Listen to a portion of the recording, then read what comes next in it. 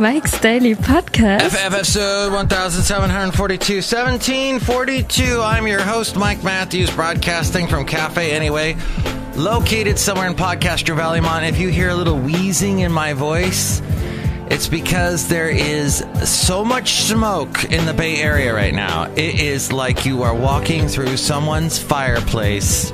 So freaking cloudy. And Mike's Daily Podcast. The embers are all up in my nose. It's thick, but California is getting hit all over right now. Mike's Daily Podcast. I also noted somewhere down where that awful fire was last year. It scares me because I was in something like this in what was that year? 2006, I think, if I'm clear. There was this bad fire in Ventura. Mike's Daily Podcast. And my wife at the time and I had to evacuate. Well, it was a voluntary evacuation. Mike's so if you decided, Daily hey, I'll go down and get a coffee Podcast at the local coffee place. Yeah! At Starbucks, which replaced the Daily Grind, which was a wonderful place that I went to in Ventura, downtown Ventura, back in the day. I used to go there. In fact, one time I met a nice lady. We had a nice conversation, and then after a while she tells me, I'm a lesbian, but you want to come back to my place? Which, do you know what that involved? Going back to her place as someone walked in? Because I'm getting into the really seedy part of my show. We go back to her place and listen to Melissa Etheridge CDs. I blank you not, and I blanked her not. So that was an interesting time. Very nice lady. I don't know whatever happened to her, but I met her in a coffee shop house. This was early 90s. Look who else walked in. So people are walking into Café Anyway, and I need to say hi to them, and I think it's fitting you two walked in. Hi, Mark. It's Benita the Rodeo Queen. How y'all doing at my horse daily? And it's a disgruntled fiddle player, tell you what. What? I think that the Republicans won in the election on Tuesday.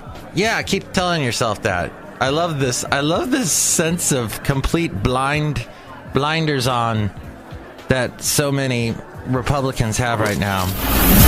And here's today's podcast picture. Is you blind? They're completely blind because they are saying things like, yeah, we did great. No, meanwhile, oh my gosh, I was listening to the wonderful, what is this show called? This show is Basil's show. Basil was so tired after this massive walk my lovely lady friend and I did on Wednesday night. We walked up this hill and he did a great job. By the end of the walk, he was walking like he was a young dog again. But yeah, so let's listen. Has a primary challenge. And he doesn't take it seriously because he's never had to take it seriously. Mm-hmm. He thinks he's pretty aligned with the Republicans and he's, got the pulse of the country. But it turns out he did have to worry. I'm running for Congress because Washington is broken. Obamacare is raising insurance costs and lowering the quality of your health care. A guy named Dave Bratt was running against him. Dave Bratt. This guy. Oh my God, Dave Bratt. Ugh. So he beats Eddie Cantor. Eddie Cantor. Yeah, let's listen. I was an economics professor, and he was running against Obamacare. And his feeling was that Eric Cantor, as much as he... Eric Cantor. Who's Eddie Cantor? He was a singer, wasn't he? In like the 1940s. And he would sing... Moon River. I don't know. So Eric Cantor gets beat by Dave Bratt. Okay, Republican beats a Republican. Here's the thing. Dave Bratt, he wrapped himself up in Obamacare about how much we had to repeal Obamacare, how evil it was. And the people cheered him on and they voted him in. Well, 4 years later, after he beats Eric Cantor, he starts getting all these women showing up to his town halls saying, Dave Bratt, care more. Dave Bratt, care more. Because Dave Bratt doesn't give a crap about people's kids that are sick, people's parents that are sick, people's wives that are sick, husbands that are sick, whatever, that are sick. He doesn't care about them because he just wants to repeal Obamacare and go, oh, you're all screwed. Ha, ha, ha, ha, ha. And you know what? He got beat on Tuesday. Woo! Mark, that's an anomaly. I think you're misrepresenting the facts. Woo! You can stop clapping now. Woo! Anyway, my point is, Café Anyway. Anyway. I loved listening to that podcast. It's the newest one from the Daily, from the New York Times. And let's see, there was a part... Oh, is this the part with the women? Expand choice, freedom, afford... Oh, yeah. So one of the biggest backers of Dave Bratt was, guess who? Steve Bannon, who backed Trump and saw the whole repeal Obamacare thing as like a good talking point. The whole thing about the Daily's latest podcast, they were talking about how the Democrats flipped the House, and their main thing was no matter what Trump did, no matter how Trump... I will tell you at the time. I'll keep you in suspense. Toiled with us. Because you'd be in jail. Made us crazy with the stuff that he said. I could stand in the middle of Fifth Avenue and shoot somebody, and I wouldn't lose any voters, okay? It's like incredible. Democrats, and this is one of the phrases I hate, because I listen to a lot of political podcasts and a lot of political radio and TV, and I don't like the phrase, I don't like boots on the ground. I don't like keeping on message, keeping on point. I hate those phrases for some reason. There was boots on the ground drives me nuts. Because the reporters that say boots on the ground say it way too much. Listen, next time you hear it, guys, dog whistle it in your ear hole. And when someone says boots on the ground, go, wait, does this guy use this phrase a lot? Like I use the point is too much. And when I say it, you're supposed to hit that buzzer right over there by your right hand. Thank you. I'm not supposed to say that. The point is. I did it again. So Dave Bratt gets beat by Abigail Swamp Hole. Wait, what is... That's not a good name. Swamp Hole. Swamp holes are places, let's just say, filled with life. No. Oh, what is her name? Let's see. I think this isn't playing. Oh, rats. Okay. Well, it'll come to me in a moment.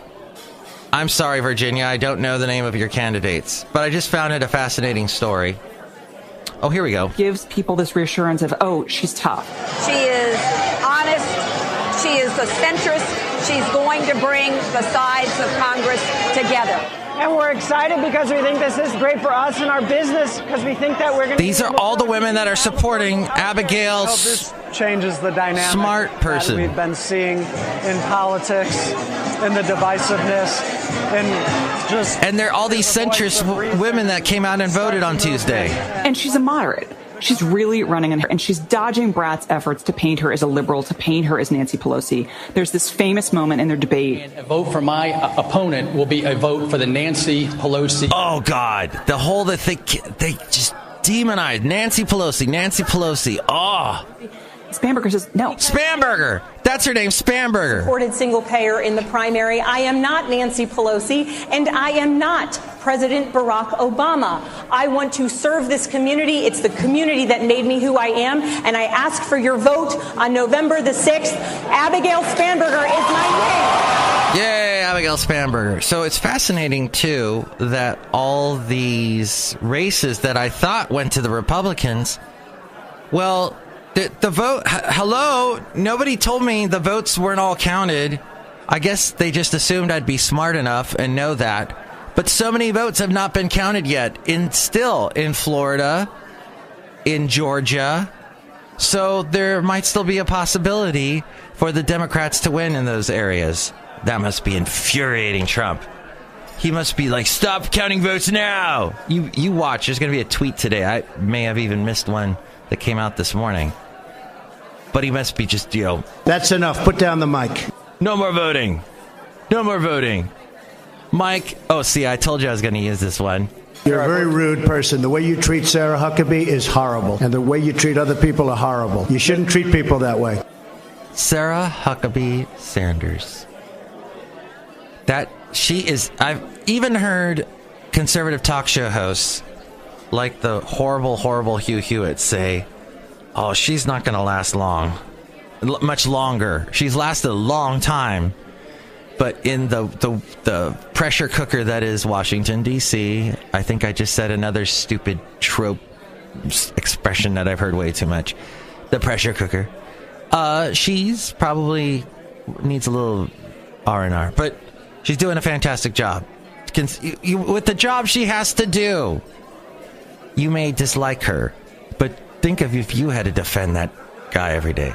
So Hugh Hewitt, who loves Trump, he actually, when the whole Access Hollywood tapes came out, he became anti-Trump for a short while, but then got back on the bandwagon because he's such a Republican.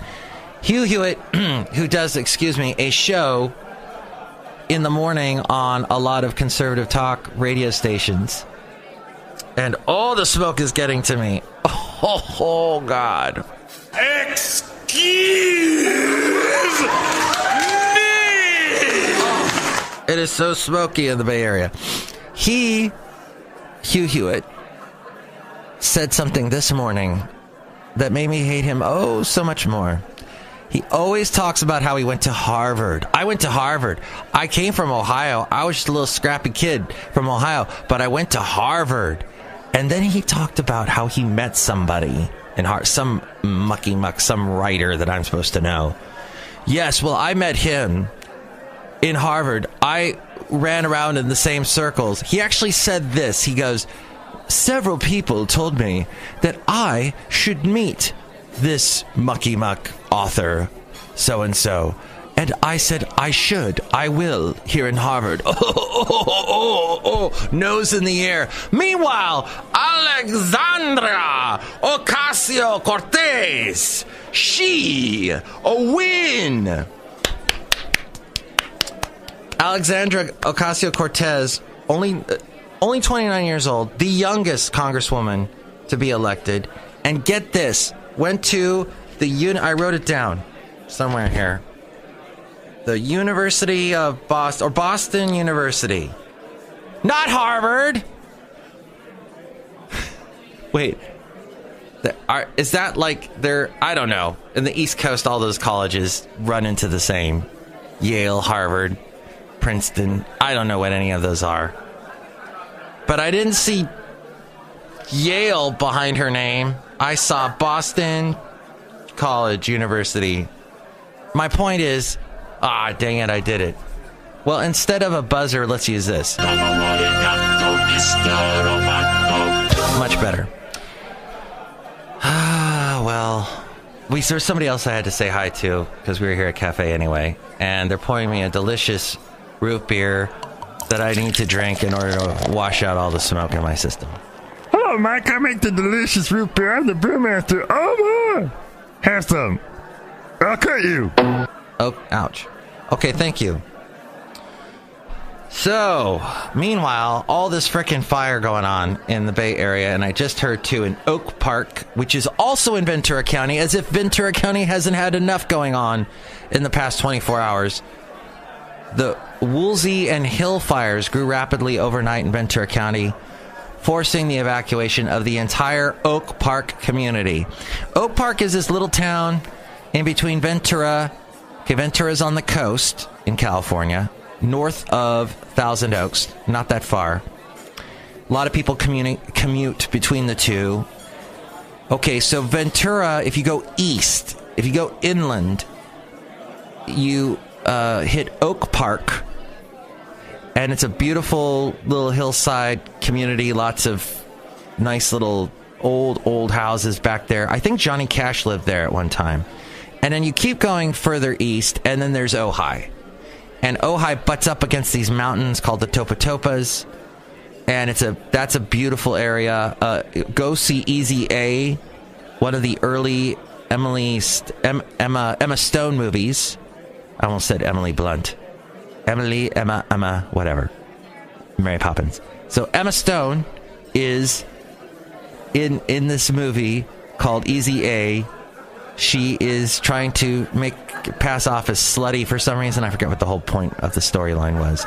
And there's Malcolm McDowell is in this movie, and Malcolm McDowell lives in Ojai.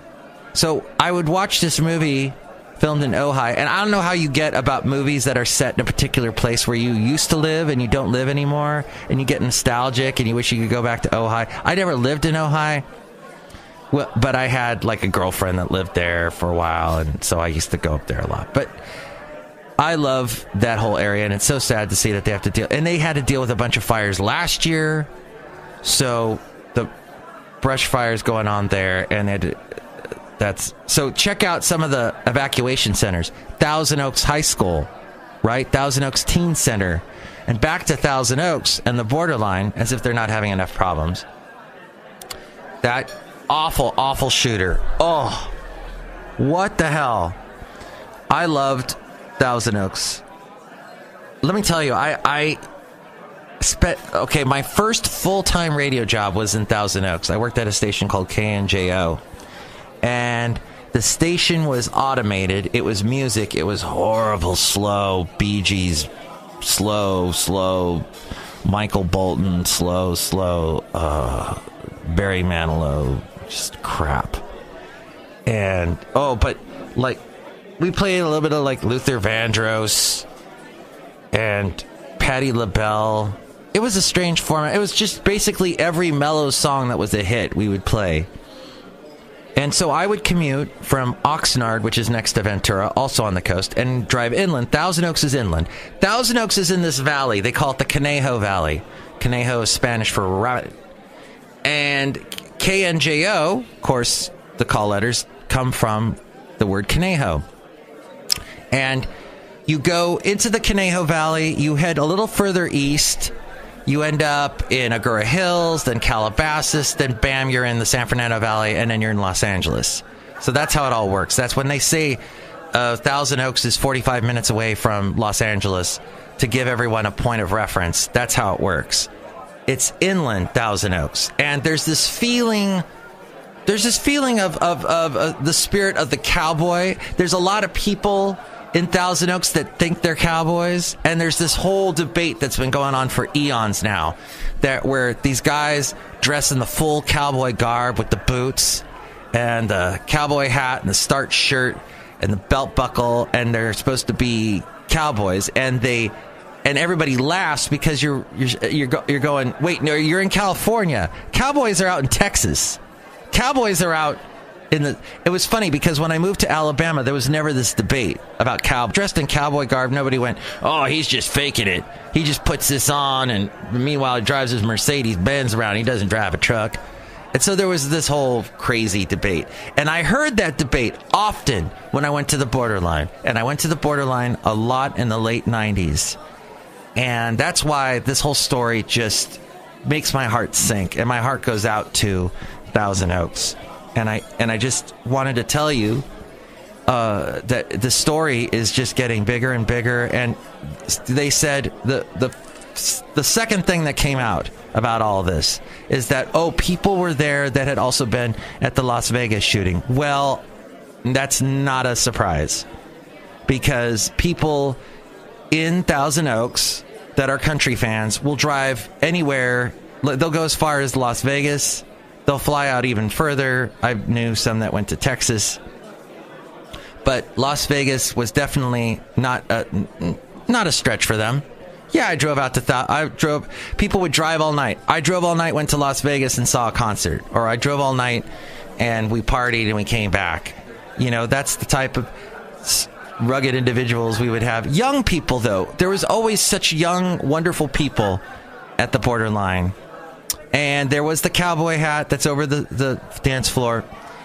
I would just like to get to the area of this story where I contacted a lot of people that I knew from those days, and they're all fine, thank God.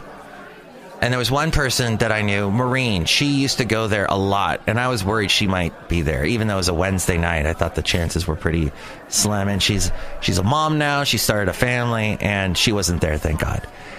But we both, and she informed me that she heard that the owner of the Borderline, who she's friends with, was not there either. So a lot of people we knew were fine, but we spent so much time there. And just to think, that was a place that I used to go, and this kind of incident, would it have happened? The last time I was there was 14 years ago. I don't know if this kind of thing would have happened 14 years ago. Were we in that? I mean, there were shootings going on back then, but this mass shooting seems to be such a recent phenomena, and it's affected so many people. Someone that I know, who I used to work with in radio, he went off, and he wrote in all caps on Facebook about, we got to take the guns away, gun rights. If you try and defend gun rights, I'm deleting you off of my Facebook, blah, blah, blah. You should delete me if this offends you. Well, I don't think if that... And then I saw someone else who I did not ever think would lean Republican say something to the effect of, don't politicize this, blah, blah, blah. Well, it has been... you don't politicize an event like this. It's already politicized. This is America, and we always have had a debate about guns. And guns is a hot issue. It always will be. And so it comes up. So that was Thousand Oaks is a town that doesn't ever have anything like this happen. The biggest shooting that I remember that was so tragic and just drove everyone to scratch their heads going, what happened, was somebody who walked into, I think it was an unemployment department in Oxnard, and shot some people there, but not 11 people, just, no one should be shot, but it was not the high numbers that we saw this week. And then went and drove off, and I think a cop tried to stop this person, and that cop ended up dying. I think his last name was O'Brien, and there's still a monument that was erected for him. Is it on Gonzales? I'm trying to remember all these places. I haven't been back to Ventura in over 5 years now, so in Oxnard. And yeah, that was the most tragic thing, but this is huge, and it eclipses everything before it seems. It's just, and it's captured the whole national attention. What was the last big shooting we had? The synagogue. And now this. It's and it's a little over a year since the Las Vegas shooting happened. So I'm just very, I guess, tired of it all. But Thousand Oaks is a wonderful town, and to see this happen, it saddens me. Thousand Oaks has really nice people, lots of good restaurants. We would go there to, for a night on the town type of thing, even though people used to joke, Thousand Oaks is just a little podunk town. No. Since the 90s, it has been growing and growing and growing. Huge, expensive houses with nice pools. It gets really hot there in Thousand Oaks. And the hillsides are all dry and, brush, not many trees. It's kind of got a desert landscape to it. But then you drive about 20, 30 minutes, you're at the beach. So anyway, and lots of military. Point Magoo, Port Hueneme, close by. And I just remembered this when I was talking to someone I work with here at work. As we go outside of Café Anyway, we're bringing you Mike's Daily Podcast, Summer in Podcastro Valley. That's what I meant to say, is I'm out here of Café Anyway outside. That I met Shannon Doherty at the Borderline. She was playing pool. And someone said, hey, there she is. And I walked over to her, and I thought, because I saw that she was a country fan, that maybe she'd want to be on my show, because I'm kind of got this goofy Santa Fe Cafe radio thing that I used to have. And, I've been on for 10 years. I thought maybe she might want to be on it, but she wasn't interested. She just wanted to be left alone. And the bar stools, I heard one guy, right after I did the podcast yesterday, I saw someone on the news a young guy say, yeah, we took a bar stool. The chairs there at the Borderline are these tall wooden chairs with cushions. And to get out of there really fast, this one guy had the smart idea of just taking it and throwing it right through the window. And people got out the window that way. Unfortunately, there was a lot of glass still poking out, so that people got hurt that way. And the other side that's one side of the borderline is like on level. And then the other side is this hill that goes down to 101 freeway, the 101 freeway. And so you're on a hillscape, and people would have had to drop pretty far to get out. So that is I did a little bit of reflections on it yesterday, but there's some more reflections for you. And I just really I've been thinking a lot about Thousand Oaks the past 24 hours for sure. And I wish them well. Oh. So, on that note, not to end on such a sad note, I have no idea what I'm going to do for the podcast picture. I'll tell you, I don't think I have any Thousand Oaks pictures because I really lived there before I had a digital camera, so I don't think I saved anything from those days. But I'll pick a nice podcast picture, which I'll tell you about in just a moment. Next show is going to be Madame Rootabega, Valentino, and Bison Bentley. Have a great weekend. There probably won't be a Super Secret Sunday show, just because I don't really like doing those anymore. But we'll hopefully do another one next week very soon for you. Thank you for listening. Enjoy your weekend. Mike's Daily Podcast is written and produced and performed by Mike Matthews. His podcast is super easy to find. Download or listen to his show and read his blog at mikesdailypodcast.com. Email Mike now at mikesdailypodcast@gmail.com. See you tomorrow. Bye! Yesterday, my lovely lady friend and I spent about 3 hours trying to figure out what we're going to do on my birthday. My birthday is Thanksgiving this year, and I'll be turning the big half-century mark. So she's like, I want to do something nice for you, is what she was saying.